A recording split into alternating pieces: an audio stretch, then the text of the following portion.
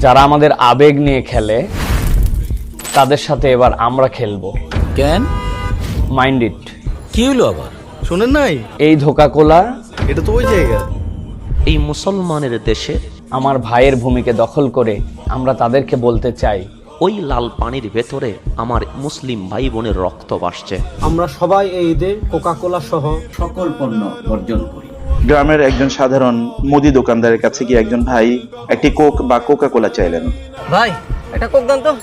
পবিত্র দোকানে অপবিত্র জিনিস বেশি না আমি। কোকা-কোলা একদম ধোকাবাজির দিন শেষ, তোমাদেরকে দেখাবে ধোকাবাজির ফল কেমন। اللهم صل وسلم على نبينا محمد.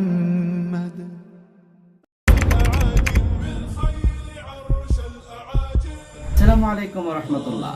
সম্মানিত দিনী ভাই ও বোনেরা, আসুন বর্তমান বিশ্বের সবচেয়ে বড় সন্ত্রাসী রাষ্ট্র ইসরায়েলের উৎপাদিত কোকা কোলা সহ সকল পণ্য বর্জন করি। আসসালামু আলাইকুম রহমতুল্লাহ বারাকাতু। গ্রামের একজন সাধারণ মুদি দোকানদারের কাছে গিয়ে একজন ভাই একটি কোক বা কোকা কোলা চাইলেন।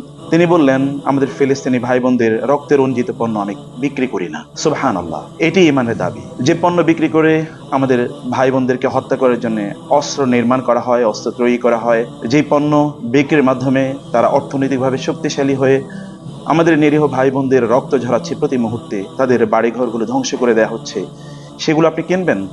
তাদের অর্থনৈতিক হাতকে আপনি শক্তিশালী করবেন? আরও অস্ত্র নির্মাণের জন্য, অস্ত্র তৈরির জন্য আপনি অর্থ যোগান দেবেন? আপনার ইমান কি সেই কথাকে সাপোর্ট করে? ন্যূনতম ইমানের অধিকারী যদি আপনি হয়ে থাকেন, তাদের পণ্য বর্জন করুন।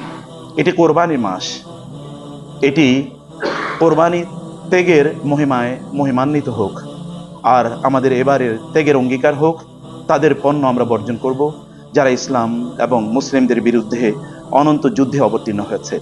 আমরাও তাদের বিরুদ্ধে যুদ্ধ করতে চাই, আর আমাদের এবারে যুদ্ধ হবে অর্থনৈতিক যুদ্ধ। সেই যুদ্ধে আপনি একজন গর্বিত সৈনিক হন। দর্শক, গাজার কথা আমরা সকলেই জানি, রাফার কথাও আমরা সকলেই জানি। সেখানে নিরীহ মুসলমানদের রক্ত ঝরছে, হাজার হাজার মুসলমান শহীদ হচ্ছে। মানচিত্রের বিভাজনের কারণে আমরা সরাসরি গাজায় কিংবা রাফায় শরিক হতে পারছি না, কিন্তু আমাদের উচিত আর্থিকভাবে যারা দখলদারদের সাহায্য করছে তাদের যাবতীয় পণ্য বয়কট করা। সামনে মুসলমানদের পবিত্রতম উৎসব ঈদ উল আজহা। এই ঈদ উল আজহাতে গাজায়, ফিলিস্তিনে মুসলমানদের রক্তের সাথে যে নামটা মিশে আছে সে নাম কোকা-কোলা।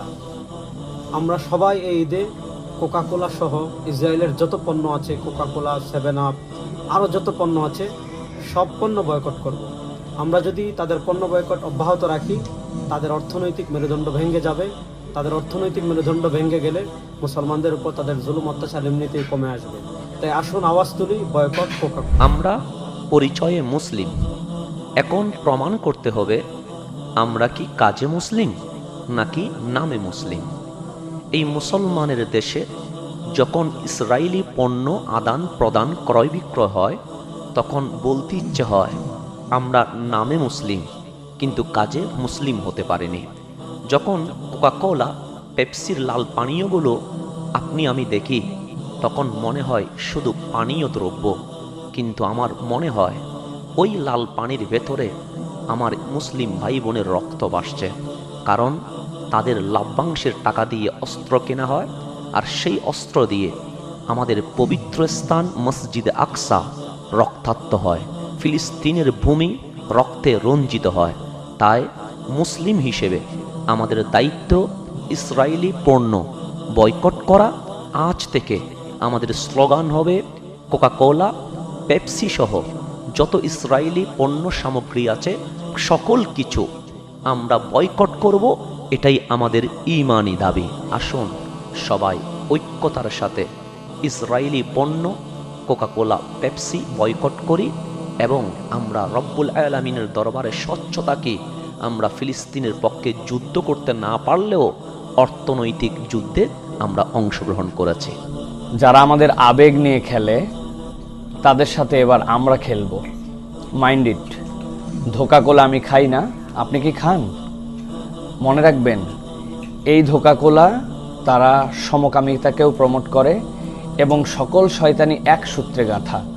যারা আমার দেশ আমার ভাইয়ের ভূমিকে দখল করে ফ্যাক্টরি বানিয়ে তারাই আবার আমাদেরকে বুঝাতে চায় যে এই ফ্যাক্টরি সেখানেও আছে। আমরা তাদেরকে বলতে চাই, ধোঁকাবাজির দিন শেষ, এবার তৌহিদি জনতার বাংলাদেশ তোমাদেরকে দেখাবে ধোঁকাবাজির ফল কেমন।